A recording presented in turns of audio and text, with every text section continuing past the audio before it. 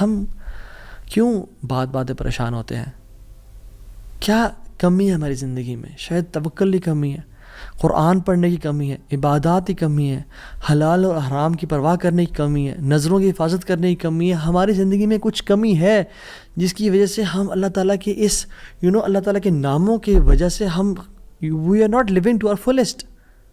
اللہ تعالیٰ کے نام جس کی جو مسلمان جانتا ہو کہ میرا رب میں یہ کوالٹیز ہیں اور یہ تو صرف 3 ہیں اور ہزاروں ہیں اس کے علاوہ، وہ کیسے باتیں پریشان ہو سکتا ہے؟ وہ کیسے انزائٹیز اور پریشانی سے گزر سکتا ہے؟ اس کو پتہ ہے کہ میرا رب ہر چیز پر قادر ہے. قل هو القادر على ان يبعث عليكم عذابا من فوقكم. وہ قادر ہے کہ اس بات پہ کہ تم پہ عذاب لے آئے. ان المتقین فی جنات ونہر فی مقعد صدق عند ملیک مقتدر. عند ملیک مقتدر، وہ مقتدر بھی ہے، وہ ہر چیز پر قادر ہے. تبارک الذی بیدہ الملک وہو علی کل شیء قدیر. وہو علی کل شیء قدیر، وہ قادر بھی ہے، قدیر بھی ہے، مقتدر بھی ہے. تو پریشانی کس بات کی ہے جب ہمارا رب ہے اور وہ ہر چیز کو کنٹرول کر سکتا ہے، اور ہم اگر اللہ والے بن جائیں تو پھر آپ یقین جانیں کوئی مسئلہ نہیں رہے گا. ہر پریشانی کو وہ آسانی میں ایسے بدل سکتا ہے. اس نے صرف کن کہنا وہ بدل جائے گا، صرف ہماری نیت صاف ہونی چاہیے، نمبر 1. اور number 2، second principle to live a wonderful life and to live a happy life is, جو بھی نیکی کریں اس کی اجر کی امید صرف اللہ سے رکھیں. پھر دیکھیں اللہ کی قدرت کے مناظر کیسے دکھاتا ہے آپ کو. پہلی پرنسپل کیا تھا؟ اپنی نیت کو ہمیشہ صاف رکھیں، اللہ تعالیٰ کے لیے کام کرنا، جھوٹ نہیں بولنا، دھوکہ نہیں دینا، فریب نہیں کرنا. ہم نے اللہ کے لیے اپنے ہر کام کو کرنا ہے، اللہ کی رضا کے لیے کرنا ہے. دوسری چیز، نیکی کے اجر کی امید صرف اللہ سے رکھنی ہے ہم نے. اور پھر دیکھیں اللہ تعالیٰ کیسے آپ کے دروازے کھول دیتا ہے. ایک میں آپ کو سچا واقعہ سناتا ہوں کہ اگر انسان اگر نیکی کرے نا کسی کے ساتھ، یا اللہ تعالیٰ کے سامنے نیکی کرے، تو لوگوں سے امیدیں رکھیں لوگ مجھے واہ واہ کریں، بڑا نیک انسان ہے، بڑا دین کام کر رہا ہے، بڑا عبادت گزار ہے، یا بڑا نہ، صرف اللہ سے امید رکھیں. یہ 9 ہجری کی بات ہے، اور اس میں ایک کتاب لکھی گئی شذرات الذہب فی اخبار من ذہب، اور اس میں ایک شخص کا واقعہ آتا ہے، ابو بکر بن عبد الباقی کا رحمہ اللہ. نوجوان تھے بالکل. انہوں نے وہ بیت اللہ گئے، اور جب وہاں گئے تو انہوں نے اپنا سارا فریضہ سر انجام دیا. کچھ دن گزرے تو وہ he was not very rich. ان کا راشن جو تھا وہ ختم ہو گیا، اور جب راشن ختم ہوا تو بھوک اور پیاس کا عالم. مکہ کے ایک دن گلی میں جا رہے تھے تو ان کو نا ایک پیکٹ ملا. انہوں نے اس پیکٹ کو اٹھایا، تھوڑا ہیوی تھا وہ. انہوں نے کہا چلو میں کمرے میں جاتا ہوں اور دیکھتا ہوں کیا ہے اس میں. کمرے میں گئے تو ایک ایسا ہار تھا جو کہتے ہیں میں نے آج تک نہیں دیکھا تھا.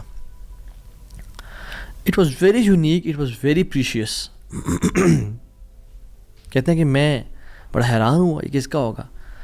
خیر الٹیمیٹلی میں نکلا اپنے کمرے سے باہر، حرم کی طرف آ رہا تھا، تو مکہ کی گلیوں میں میں نے دیکھا ایک شیخ، یعنی ایک بزرگ انسان تھا، جس کے ہاتھ میں 500 دینار تھے، اور وہ اناؤنسمنٹس کر رہے تھے کہ میرے گھر والوں کا ہار گما ہے، جس شخص کو مل جائے وہ مجھے دے، میں اس کو 500 دینار دوں گا. ابو بکر رحمہ اللہ نے سوچا کہ میرے پاس تو پیسے نہیں ہیں، میرے پاس تو راشن نہیں ہے، میں تو بھوک پیاس کا عالم ہے، تو میں اس کو ہار دوں گا اور اسے پیسے لے لیتا ہوں. چلو دیکھتے ہیں. ان بزرگ کا ہاتھ پکڑا اور کہا میرے کمرے میں چلیں آپ میرے ساتھ. کمرے میں گئے تو کہا آپ سے 3 سوال ہیں. آپ اس پیکٹ کی نشانی بتائیں، جس چیز سے اس پیکٹ کو باندھا گیا اس کی نشانی بتائیں، اور اس ہار کی نشانی بتائیں. صرف 3 نشانیاں بتا دیں، میں آپ کو وہ دے دوں گا. جیسے ہمیں کوئی چیز ملے تو ہم کہتے ہیں کہ آپ یہ 3، اور اگر کوئی انسان کھوٹا ہوتا ہے نا تو وہ کہتے ہیں مجھے 50 نشانیاں بتائیں یا مجھے 60 نشانیاں بتائیں، اور کوشش کرتے ہیں ایک نہ ایک غلط بتا ہی دے گا تو ہار میرا ہو جائے گا. لیکن ہی وہ سنسیئر. انہوں نے کہا 3 نشانیاں. پیکٹ کیسا ہے، اس کو کس چیز سے باندھا گیا، اور اس کا ہار کیسا ہے. تو انہوں نے کہا پیکٹ ریشم کا ہے. انہوں نے کہا بالکل ٹھیک ہے آپ نے. انہوں نے کہا کہ جو پیکٹ جس چیز سے پیکٹ کو باندھا گیا ہے وہ بھی ریشم کا دھاگا ہے. انہوں نے کہا بالکل ٹھیک ہے آپ نے. اور تیسرا چیز کا انہوں نے کہا اس میں 30 نگ لگے ہوئے ہیں اس ہار میں. انہوں نے کھولا اس ہار کو, دیکھا 1 2 3 4 5 6 30 کمپلیٹ, یہ آپ کا ہار. تو انہوں نے کہا یہ 500 آپ کے دینار. کہتے ہیں نہیں مجھے نہیں چاہیے. کہتے ہیں کیوں بیٹا, میں نے تو وعدہ کیا تھا کہ میں شخص دوں گا. کہتے ہیں میں نے اللہ کے لیے کام کیا ہے, یہ مجھے چیز ملی تھی, میرا ایز اے مسلمان میرا حق تھا کہ میں امانت کو واپس ادا کروں, تو میں آپ سے اس کا اجر نہیں لوں گا. حالانکہ ان کو نیڈ تھی, لیکن کہا کہ نہیں, میرا اجر اللہ تعالیٰ سے, واللہ لا اخذھا, کہ میں اللہ کی قسم اس کو نہیں لوں گا آپ سے. وہ بحث کرتے تھے کہ لو تم نے لینا ہے, وہ کہتے ہیں میں نہیں لینا آپ سے, آپ چلے جائیں, یہ میں نے اپنا امانت ادا کی ہے, میں نے کوئی احسان تو نہیں کیا آپ پہ. وہ بزرگ بڑا حیران ہو کہ یہ کیسا نوجوان ہے. خیر وہ چلے گئے. کچھ عرصے بعد ابو بکر بن عبد الباقی رحمہ اللہ کہتے ہیں کہ میں فائنینشلی اسٹیبل نہیں تھا, تو میں نکلا کچھ تجارت کرنے کے لیے. تو میں جس شپ پہ بیٹھا, ہند کی طرف میں نے سفر کیا, سافرت الہند, میں ہند کی طرف جانے لگا. اور کہتے ہیں جب راستے میں تھا تو اتنے برے طوفان نے ہماری شپ کو ہٹ کیا کہ پانی شپ کے بیچ میں آ گیا اور لاگز بکھر گئے اور وہ کشتی ٹوٹ گئی. کچھ لوگ ڈوب گئے, کچھ لوگ چیز چلا رہے تھے. میرے ہاتھ میں ایک لکڑی کا بہت بڑا ووڈ لاگ لگا, لکڑی کا ایک پھٹا سا لگا, میں نے اس کو زور سے پکڑ لیا. وہ مجھے جو ہے نا وہ سلولی اینڈ گریجولی کنارے پہ لے آیا. میں جب اس آئی لینڈ پہ پہنچا تو دیکھا الحمدللہ وہاں پہ بالکل وہ ابینڈنڈ آئی لینڈ نہیں تھا, وہاں پہ لوگ آباد تھے. کہتے میں جب اندر گیا آئی لینڈ کی طرف اور دیکھا الحمدللہ مسلمان لوگ تھے, اور وہاں پہ مسجد بھی تھی اور گھر بھی بنے ہوئے تھے. تو کہتے ہیں میں سیدھا مسجد چلا گیا. ایسے لانگ سٹوری شارٹ کر کے بتاتا ہوں میں. مسجد میں کہتے ہیں میں جا کے قرآن پڑھنا شروع کر دیا. جب قرآن پڑھا تھا تو ایک مزدور آیا میرے پاس اور کہتا ہے کہ آپ تو بڑا پیارا قرآن پڑھتے ہیں, اور ہمارے تو اس آئی لینڈ پہ آپ کہاں سے آئے ہیں؟ ہمارا تو اس آئی لینڈ پہ یعنی کوئی اچھا قاری نہیں ہے موجود کہ جو قرآن ایسے پڑھے. ماشاء اللہ یو ریسائٹ بیوٹیفل قرآن. تو آپ ایک کام کریں, آپ پلیز میرے بچوں کو پڑھا دیں.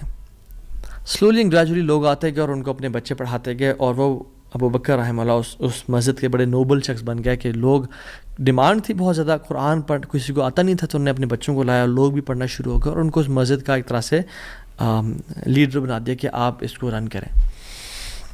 کچھ عرصے بعد جب ابو بکر رحمہ اللہ کہتے ہیں میں ابھی جاتا ہوں اس آئی لینڈ کو چھوڑ کے, مجھے نکلنا ہے یہاں سے, مجھے اپنے گھر کی طرف اور اپنے بزنس کی طرف واپس جانا ہے, تو مجھے اجازت دیں. تو ان لوگوں نے بڑا ان کو پش کیا اور کہا کہ نہیں آپ نہ جائیں, آپ کی آنے کی وجہ سے ہمارے پورے آئی لینڈ میں قرآن کی تعلیم پھیل رہی ہے, you such a noble and wonderful gentleman, آپ پلیز یہیں پہ رکیں. تو انہوں نے کہا کہ نہیں بھائی میری لائف ہے, میں نے شادی بھی کرنی ہے اور سب کو. کہتے ہیں ہم آپ کو یہاں پہ رہائش دیں گے, ہم آپ کو یہاں پہ شادی کرائیں گے آپ کی, آپ یہاں پہ رکیں. تو انہوں نے کہا چلو ٹھیک ہے, اگر میرا معاش کا سلسلہ چل پڑتا ہے قرآن کو پڑھا کے اور باقی کام شام کر کے, اور مجھے گھر اور بیوی مل جاتی ہے, تو I can think to live here. انہوں نے ان کی شادی کر دی ایک عورت سے, اور کہا کہ یتیم لڑکی ہے اس سے آپ کی ہم شادی کرتے ہیں. ہے تو وہ یتیم لیکن ہے بڑی مالدار وہ, کیونکہ اس کا باپ جو تھا وہ بڑا رچ انسان تھا.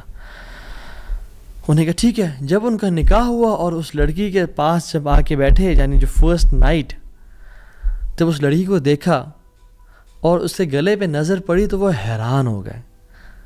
یہ دیکھے کہ جو مکہ کی گلیوں میں ان کو جو ایک نیکلیس ملا تھا وہ اس لڑکی نے اپنے گلے میں پہنا ہوا ہے.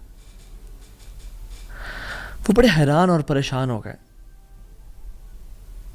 کچھ ٹائم بعد جب لوگوں نے پوچھا سب معاملات ٹھیک ہیں, سب سیٹ ہے, کوئی مسئلہ پریشانی تو نہیں, کہتے ہیں کہ سب ٹھیک ہے الحمدللہ. ایک چیز میرے ذہن میں ہے جو جس کا جواب نہیں ملا مجھے. کہتے ہیں کہ جو میری بیوی ہے, اور میں اسے پوچھ بھی نہیں سکا ابھی تک کیونکہ حیا اور شرمندگی کی وجہ سے کہ یہ تم نے کہاں سے ملا, because it's very expensive necklace. کہیں اس کو یہ لگے کہ میں لالچی انسان ہوں یا میری نظر اس کے نیکلیس پہ ہے. تو یہ نیکلیس اس کو کہاں سے ملا؟ مجھے تو مکہ کی گلیوں میں ملا تھا اور میں نے ایک بزرگ انسان کو دیا تھا. وہ لوگ کیا کرنا شروع ہو گئے, فَحَلِّلُوا وَكَبِّرُوا, وہ کہہ رہے لا الہ الا اللہ, اللہ اکبر کہنا شروع ہو گئے وہ لوگ. اور کہتے ہیں کہ تم وہ نوجوان ہو.